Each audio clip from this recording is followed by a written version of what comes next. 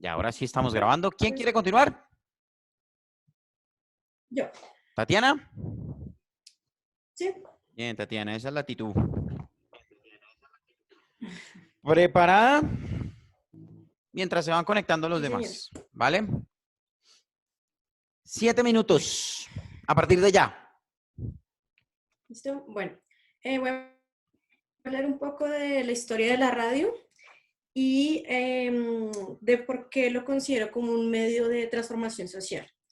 Bueno, para iniciar, este tema lo escogí porque pues la semana pasada se celebró el Día del Locutor y pues como dato curioso les cuento que este día no se celebra mundialmente el 27 de julio, pero que en Colombia lo celebramos el 24 de marzo, perdón, relacionado a la anunciación que hizo el arcángel San Gabriel sobre la concepción de Jesús a María.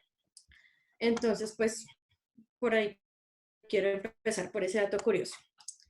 Bueno, me quiero remontar un poquito a la historia de la radio, pues no sé si alguno de mis compañeros la conozcan. Esos Yo la conozco. como hechos, son como unos hechos por año. Sigue, Entonces, dale. la historia de la radio se remonta. ¿Te escuchas? Que no Sí, sé, ¿se sí, está te estamos trabando? escuchando, no te preocupes, yo te escucho ¿Sí? perfecto. Listo. Ah, bueno, listo. Entonces, la historia de la radio se remonta en 1873, cuando Clerk Maxwell realiza una teoría sobre las ondas electromagnéticas basada en las ondas de luz. Esto quiere decir que son campos eléctricos magnéticos que se propagan por el espacio y esta teoría llevó a una predicción que hacía, o bueno, decía que existían las ondas de radio y las radiocomunicaciones. Ya más adelante, en 1887, un señor llamado Heinrich Hertz descubre la energía eléctrica, no descubre la energía eléctrica, descubre que la energía eléctrica puede propagarse por el espacio y ahí es donde nacen las ondas hertzianas, que es donde pues gracias a esto medimos la frecuencia en kilohertz o en megahertz en la radio. Ya en 1897, en esa época se utilizaban mucho las transmisiones por la clave Morse, pero Guillermo Marconi, sobre la teoría de Hertz, anteriormente la que les contaba, pues logra transmitir señales a distancias cortas de la costa a un barco en alta mar, pero más o menos a una distancia de 29 kilómetros.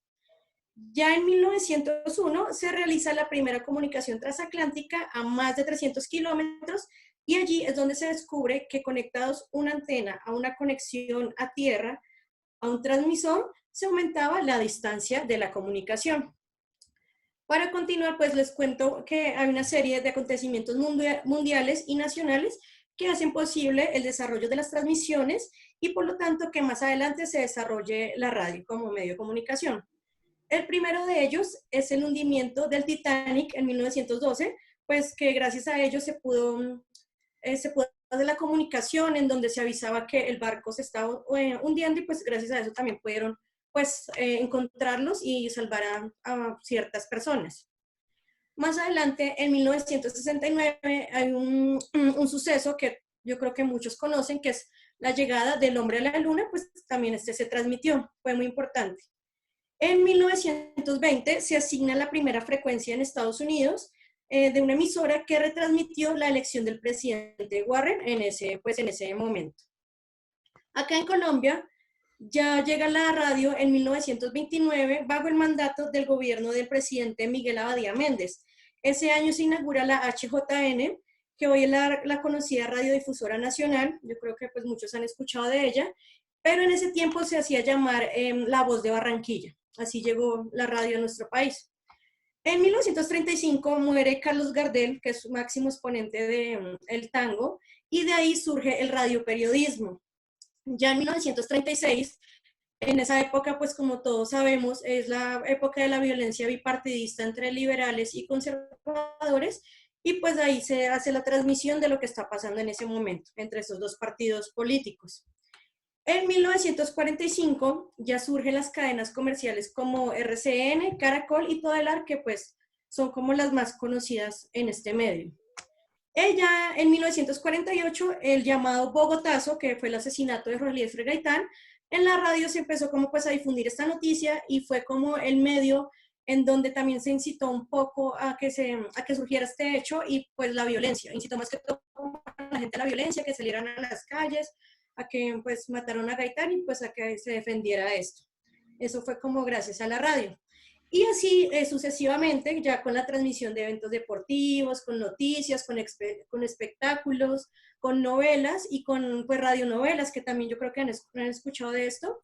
Incluso la semana pasada, pues con todo este tema de la cuarentena, la Radio Nacional quiso transmitir o volver a transmitir una radionovela muy conocida que se llamaba Calimán, pero pues por derechos de autor no se pudo hacer, pero fue una radionovela muy conocida, fue como una historieta que transmitían en la radio. Y pues mucha gente de las generaciones pasadas la conoce. Bueno, ya un poco hablando de legislación, pues sé que el 31 de julio del 2008 hay un decreto que se expide, que es la radiodifusión sonora, ¿cómo se dice? Quedan abolidos los demás decretos anteriores que había para que se pueda legislar y gracias a eso pues empieza a haber un nuevo servicio de radiodifusión sonora, dictando muchas disposiciones y pues todo el tema legal para que se pueda hacer radio en Colombia. Bueno, en un momentico pues les cuento también, les quiero contar a mis compañeros que haciendo limpieza en estos días de cuarentena. Un minuto. Encontré este radiecito que es desde pequeña hacía como entrevistas. ¿Por qué me refiero a esto? Porque pues, sin saberlo puedo decir o asegurar que desde pequeña me gustaba la radio y hacer periodismo, pero uno de mis énfasis o una de mis, ¿cómo se dice? De mi admiración, no sé, se me fue la palabra, es Radio Sutatensa, que fue denominada la primera revolución del campo para el campo. Pues es como el medio que me inspira a hacer radio, a hacer locución, a hacer periodismo, porque fue una radio que ayuda a muchos campesinos a salir como de la ignorancia y a hacer una revolución cultural educativa para el campo colombiano. Radio Sutatensa se creó en Valle de Tensa, en Boyacá, en el año 1947, y el primer programa fue el 16 de octubre de 1947, ese mismo año. Fue un espacio de música interpretada por los mismos campesinos para los campesinos. Ya más adelante el Ministerio de Educación hizo que con medio de cartillas muchos campesinos aprendieran muchas cosas y todo esto gracias a la radio. Bueno, bendito sea Dios, no te brincaste ese hecho magnánimo de la historia de la radio. Pero sí te saltaste la creación de las emisoras más importantes de este país. Bueno, sí. Pero bueno, no importa. Estuvo bien, ¿vale? Es mucha seguridad en tu intervención, Tatiana. Muy poca falta de información, ¿vale? De pronto lo que te digo, faltó, digamos, ese tema de lo de RCN y Caracol, que puede llegar a ser importante en la medida que son las dos cadenas radiales más importantes de este país y tal vez puede ser objetivo de muchos de los que estamos aquí reunidos, puede ser un objetivo en materia laboral o en materia de hacer una carrera. Obviamente, pues las metas son mucho más grandes, pero digamos que dentro de nuestros objetivos de carrera siempre están presentes las dos cadenas más importantes que son Caracol o RCN, ¿vale? Sí, pues, sí, es que pues quería como pues ahí como un poquito pues de hablar más de Radio Sutatensa, solo que no, pero por supuesto, entre otras pero cosas era como un medio pues que no muchos conocen. Exactamente. Y que pues era como la transformación de la radio. Así es, y aparte de todo que es una emisora que fue supremamente importantísima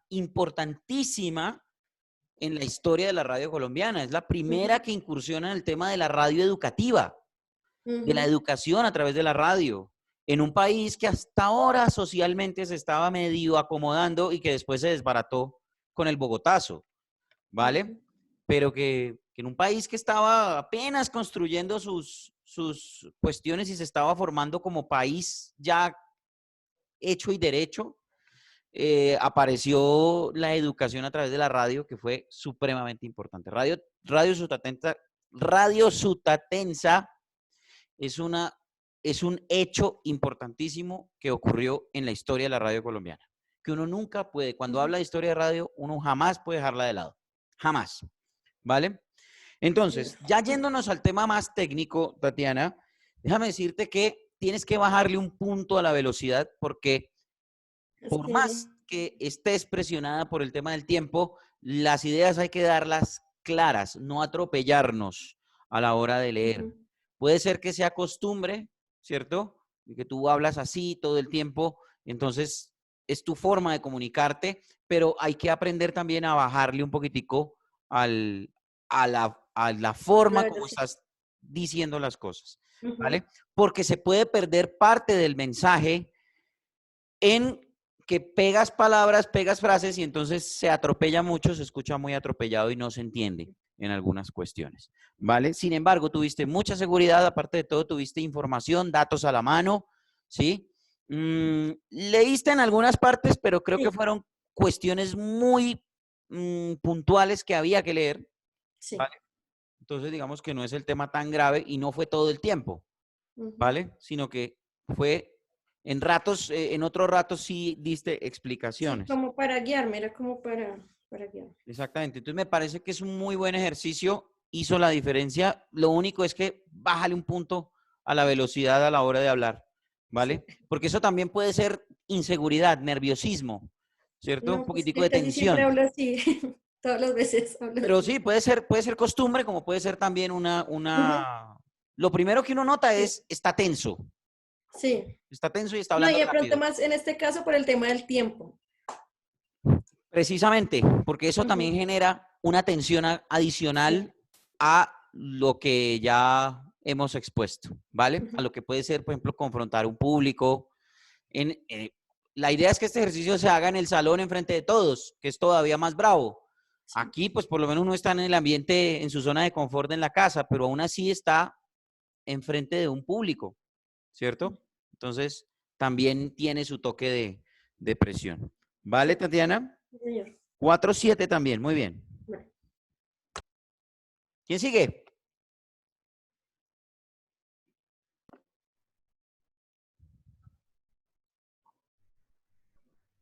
No sé si me oyen. Profe, ¿A quién le oigo? Hola, hola. Josué. ¿Me oye, Josué, profe? ¿va a Señor. intervenir?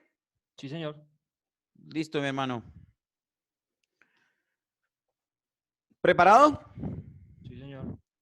7 minutos a partir de ya. Bueno, muy buenas noches, compañeros y profesor. Hoy les quiero hablar de algo que fue noticia hace pocos días, pero que obviamente pues ha cambiado y ha perdido relevancia por la emergencia sanitaria, económica y social que vive pues la humanidad entera. El tema es, no es más, quiero decir, que un indicio de lo que podría ser los primeros cuerpos que se encuentran y que se pueden verificar por el tema de los falsos positivos en Colombia. Y los contextualizo muy rápido con unas cifras que quiero que tengan en cuenta, porque según un informe de la Fiscalía, y lo saco de un artículo del diario del País de España del 5 de junio de 2019, al menos 2.248 ejecuciones extrajudiciales se han dado entre 1998 y 2014.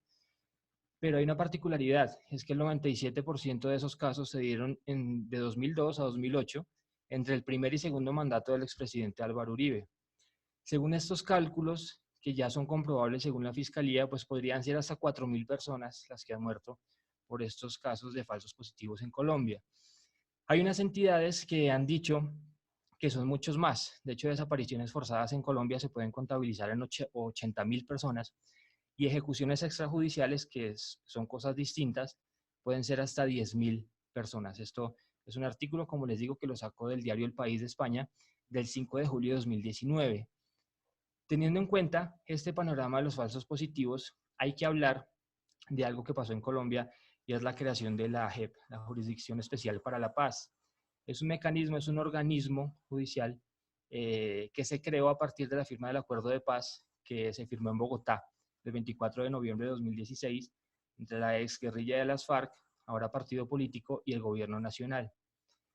Y yo me voy a basar y les voy a contar a lo que quiero ir y a lo que les quiero explicar hoy en un artículo de la revista Semana, la edición 1974, que se publicó hace un mes exactamente. Y el artículo, ustedes lo pueden buscar en la edición también digital de Semana, se llama Desaparecidos hasta los huesos. Porque es que puede ser que uno conozca que hay falsos positivos y quien no sabe de esto y se dicen muchas cosas, pero esto podría ser el hallazgo más importante porque por primera vez hay cifras, hay números y hay huesos, hay sistemas óseos que pueden comprometer al ejército en este tema. Entonces, les decía que la JEP es un organismo que se creó a partir de esa firma del Tratado de Paz entre el gobierno colombiano y las FARC. Y la JEP, un grupo de la JEP, fue el 29 de octubre pasado, a 2019, fue a un laboratorio de la Universidad de Antioquia, porque tenía algunos indicios de que allí podría haber algo que no está bien, que está fuera de lo legal. Ellos comenzaron a inspeccionar estos funcionarios de la JEP y se encontraron con unas cajas rotuladas, decían Cementerio Universal y nada más. Cuando abrieron el primer cuerpo, era el cuerpo de una persona muy joven, y eso es extraño. Lo segundo que les pareció extraño es que el joven tenía un tiro de gracia, un tiro que se hace en la nuca, y no tenía ninguna evidencia más de su muerte. Esto comienza pues a hablar muy claro de los indicios que les decía de encontrar cuerpos que han sido ejecuciones extrajudiciales, que han sido falsos positivos. ¿Qué pasó? De una forma forense, digamos, hablándolo en jerga forense, estos cuerpos, porque encontraron 56 cuerpos de estos que les digo con tiros de gracia en la cabeza, tenían esa jerga forense con letras que decía TCE-PAF, que es trauma cráneoencefálico por arma de fuego.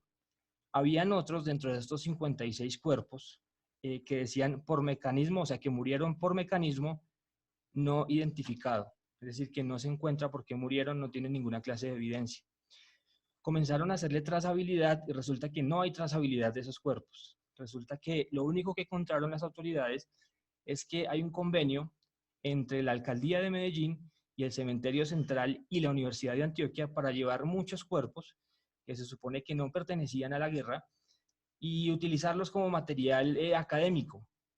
Se suponía que esto no puede pasar, es decir, todo lo que se vaya a usar para la academia, para la universidad, tienen que ser cuerpos identificados y tienen que estar con permisos. Al no encontrar trazabilidad, pues se fueron a la alcaldía, a la gobernación de Antioquia, se fueron a diferentes mecanismos y ninguno pudo dar explicaciones. Incluso hablaron con el administrador y los anteriores administradores de del cementerio central, cementerio universal, y hablaron también con la encargada del laboratorio de la Universidad de Antioquia y ninguno logró decir de qué manera o por qué razón estos cuerpos que no tienen identificación, que son NN, pues llegan a ser parte de un material pedagógico. Y la respuesta, pues, está ahí. Sencillamente son víctimas de la guerra.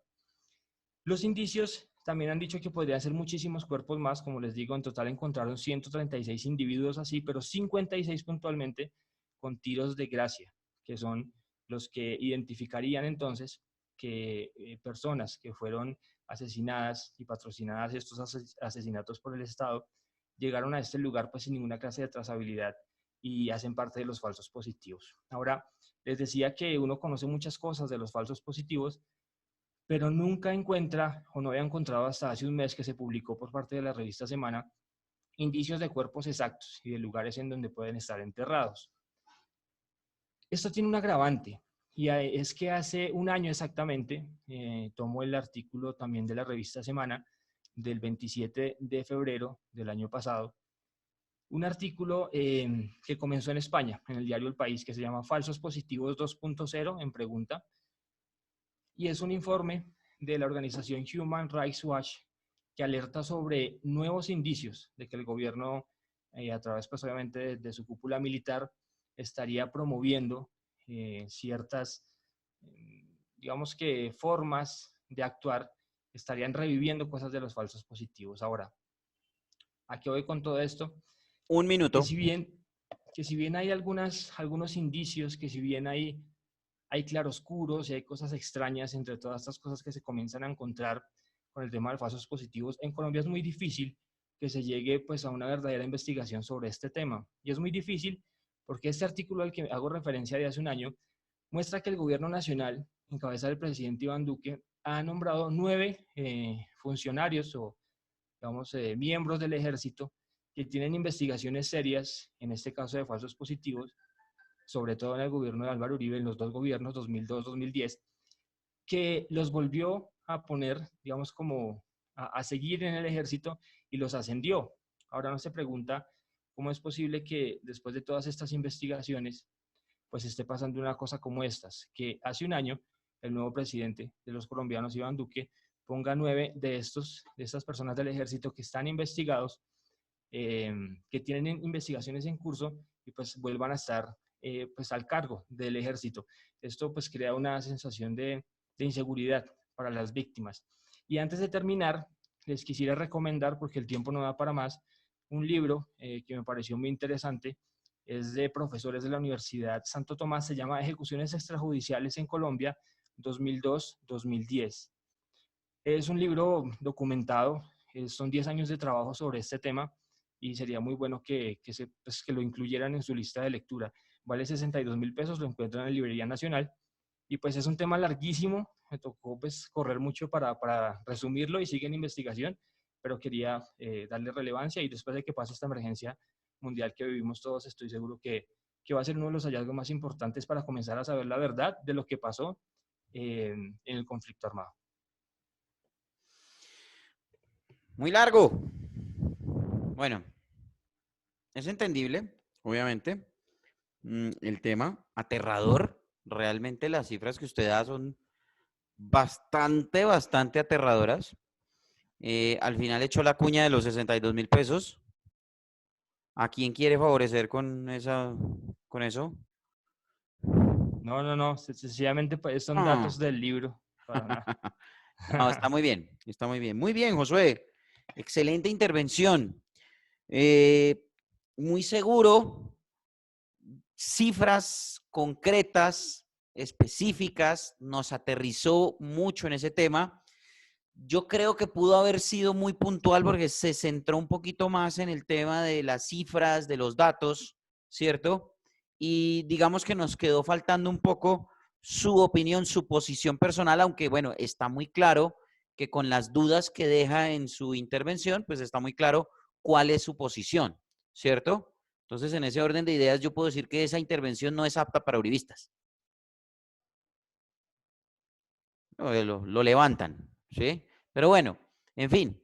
Pero entonces queda claro que usted como expositor está poniendo un punto de vista desde las cifras. Son datos y hay que darlos, como se dice popularmente, ¿cierto? Entonces, pues que se la aguanten, ¿vale? Muy seguro, estuvo, aparte de todo, muy bien informado, se notó que hubo información, que conoce el tema. Yo no sé si usted trabaja ahí en la JEP o algo así, porque sabe, conoce el tema desde adentro. No me interesa tampoco saber, ni nos interesa a todos. Simplemente uno lo infiere en el sentido de que, sí, de pronto lo ponemos en peligro, lo ponemos en evidencia y lo ponemos en peligro. Entonces, exacto. Entonces, no. Simplemente uno lo infiere por el conocimiento que usted tiene del tema. Y aparte de todo, que da unas cifras, se apoya muy bien en las cifras y en los datos. Eso sí, los datos tienen que ser verídicos, por lo tanto, dio referencias, dio buenas referencias al tema. Entonces, ahí con eso usted les está diciendo, a todos nosotros nos está diciendo, estos datos no los saqué yo ni me los inventé, eso, aquí están, vayan, búsquenlos, tal persona, tal diario, tal publicación lo hizo, ¿vale? Creo que fue una gran intervención, Josué. Lo noté muy seguro. Cuando uno investiga y conoce el tema, hace la intervención de la manera más segura posible. ¿De acuerdo? Puede bajarle un punto a la velocidad, que se me iba acelerando un poquito. Puede ser por el tema del tiempo, pero estuvo muy correcto y muy bien, Josué. Lo felicito. Muchas gracias, profesor. 5, mi hermano. Muy bien. Gracias. Bueno, ¿quién sigue?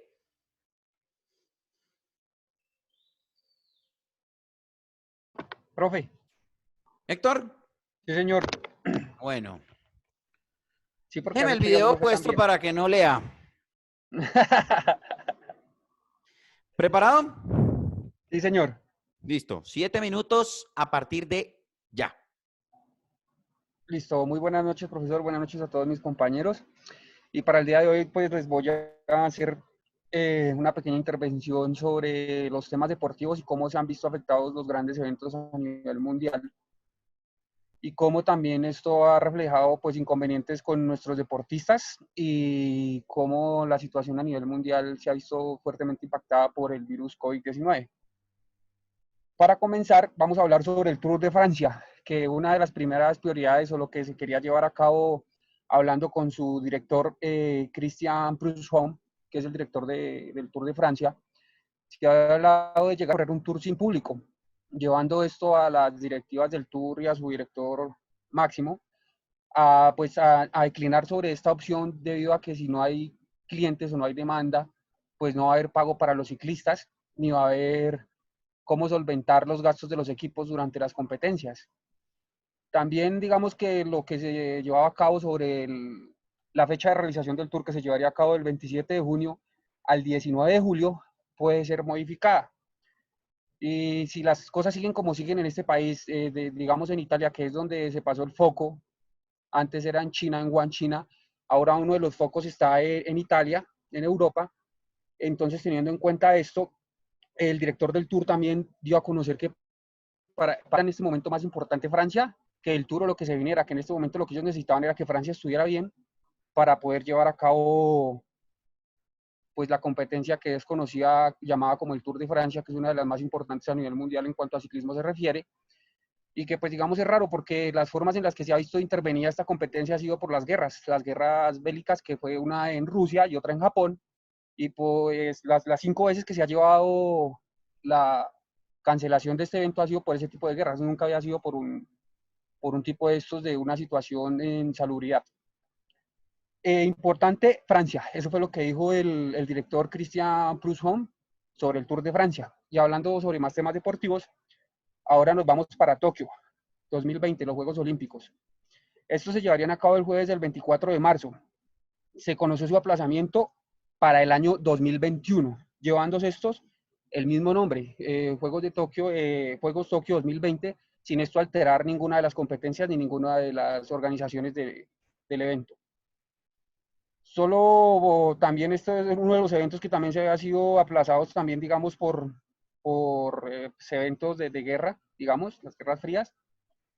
Y su aplazamiento entonces todo se va para el 2021.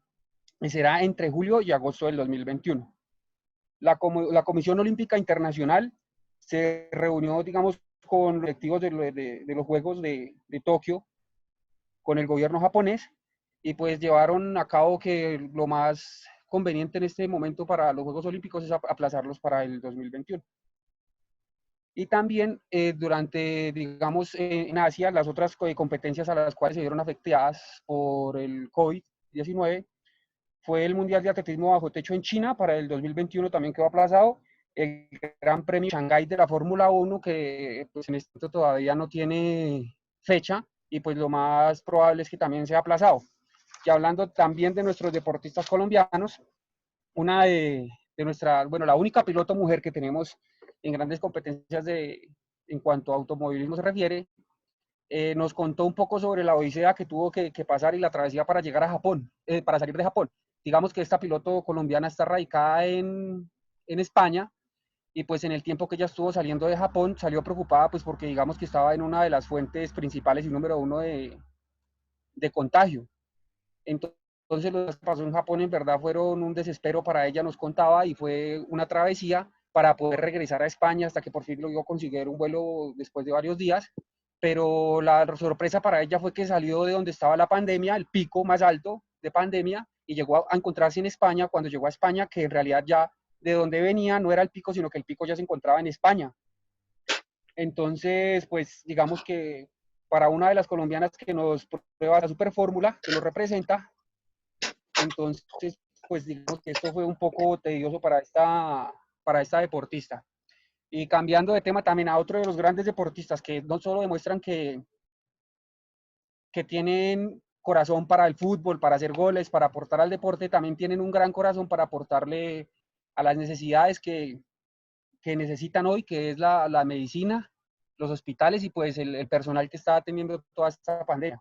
El futbolista colombiano Radamel Falcao García, gracias al recibimiento que tuvo en Turquía y como lo han tratado, dio una donación con aparatos para los hospitales, con implementos técnicos para los hospitales, para que puedan ayudar allí con las enfermedades y pues respecto a la pandemia. Cabe destacar también que esta donación que hicieron la hicieron junto a su esposa, Lorinei, y están muy contentos en Turquía.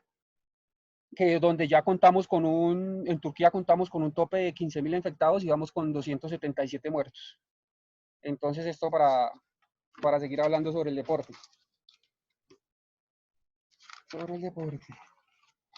Y otro de las cosas que se ha movido durante este 2020 también por el coronavirus fue un supuesto disgusto que hubo entre una de las máximas figuras y exponentes del fútbol, Lionel Messi, en cuanto decían que habían tardado mucho en llegar a un acuerdo para rebajar el sueldo de los jugadores al 70%, dado esto con el coronavirus y pues los ingresos del club, que pues en estos momentos no está recibiendo ningún ingreso monetario. Un minuto.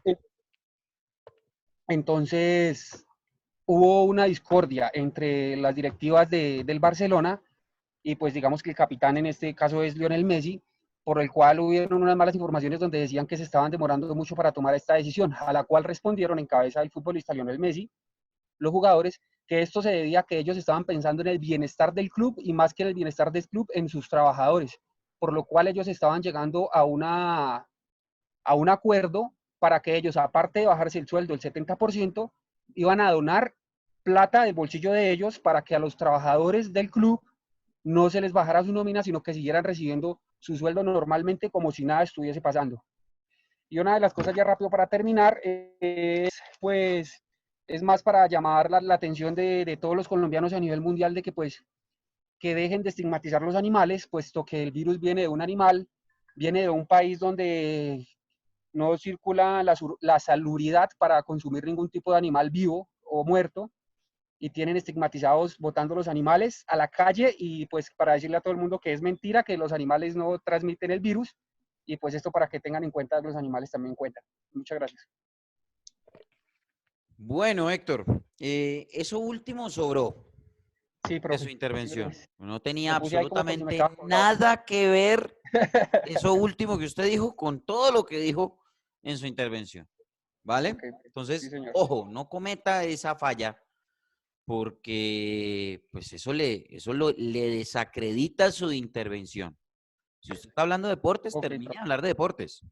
No se ponga que los perritos, Listo. que todo, porque pues eso se lo dejamos a otros Otro espacios, ¿vale? Okay.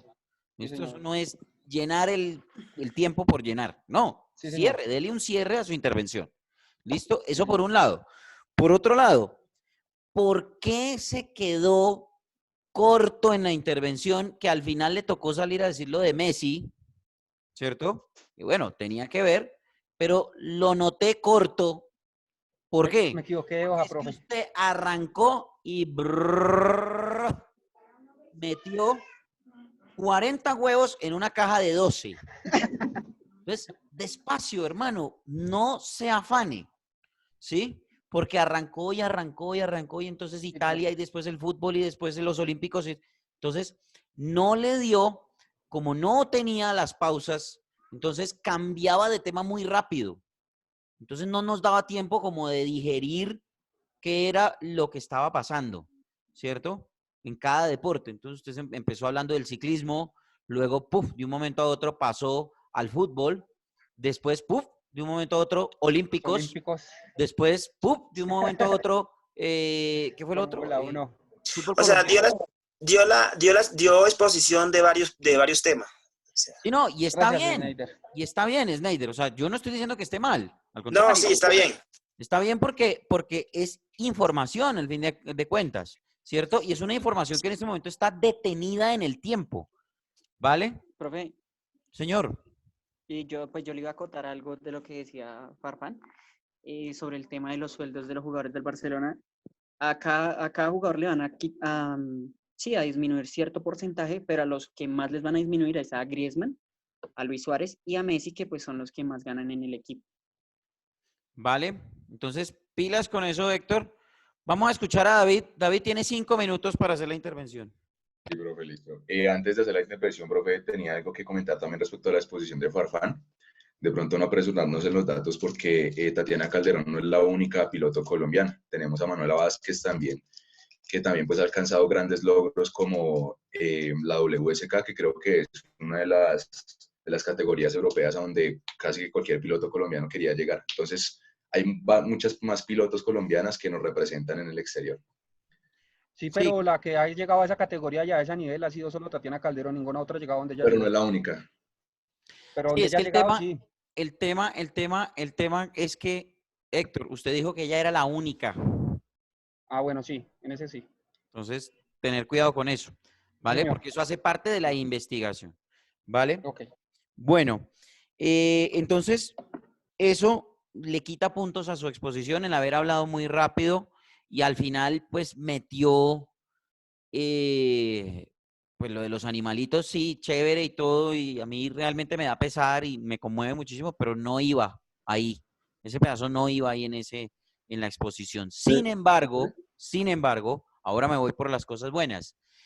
Muy bien informado, datos precisos, tenía muchos datos y muy buenos, ¿vale?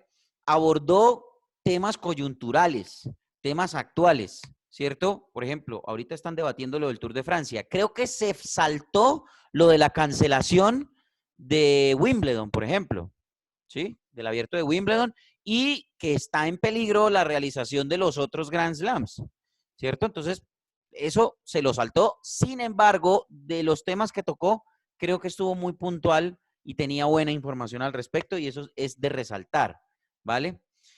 Mucho cuidado a la hora de intervenir porque se aceleró demasiado, los cambios fueron muy rápidos y pues casi que no nos dio tiempo de digerir lo que estaba pasando en los temas. ¿De acuerdo? Sí, señor. Entonces, pilas con eso. Profe, Para mí es un 4-5, Héctor. Listo, profe. Entonces, Gracias. son cosas que hay que corregir. ¿Quién me habló? Profe Nicolás, no, pues digamos, yo también quería decir que también se ve que la mejora de Héctor, ¿no? Pues, Ah, no, por supuesto, es que no, yo no estoy diciendo que no, no, sino no, no que estoy hay diciendo que que usted son cosas, no, por supuesto, que- hay que alabarle eso, hay que alabar eso, bien, bien por que, eso. que se ha ido mejorando en ese aspecto, sin embargo, pues obviamente hay que seguir trabajando y seguir corrigiendo cosas. Sí, Bueno, claro que sí. David, yo le prometo que después de Semana Santa arranco con usted, ¿vale? En su intervención, ya son más de las 9 de la noche y aparte de todo nos quedan 2 minutos de esta reunión, ¿vale? Entonces yo le prometo, ya lo tengo aquí inscrito, para que arranquemos con usted después de Semana Santa. Tiene tiempo para pulir un poquito su intervención, para investigar un poco más, si quiere agregarle más detalles. A los que participaron muy bien, los felicito. Se nota que prepararon el material, que hay que corregir ciertas cosas y ciertas fallas, ¿sí? Pero los felicito muy bien el ejercicio y después de Semana Santa continuamos con la evaluación, ¿de acuerdo? El primero en intervenir será David Liscano y continuaremos con los que hacen falta, ¿de acuerdo? Yo les agradezco inmensamente estos minuticos que me regalaron después de la clase, que me hayan disculpado por haber arrancado tarde en la parte anterior. Fue un problema técnico, realmente espero que no vuelva a suceder para poder arrancar en punto de las 7:30 del próximo jueves.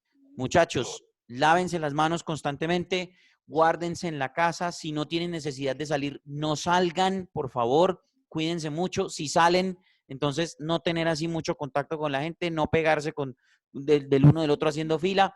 Entonces, pilas con eso, muchachos. Y guardemos la cuarentena en paz. Viene Semana Santa. Pásenla bien, juiciosos, cumplan con los trabajos y traten de entretenerse como puedan. Juiciosos, muchachos. Pásenla Chao, bien. profe. Muchas gracias. Gracias. Muchas gracias. gracias. Milton, vaya, duerma ahora.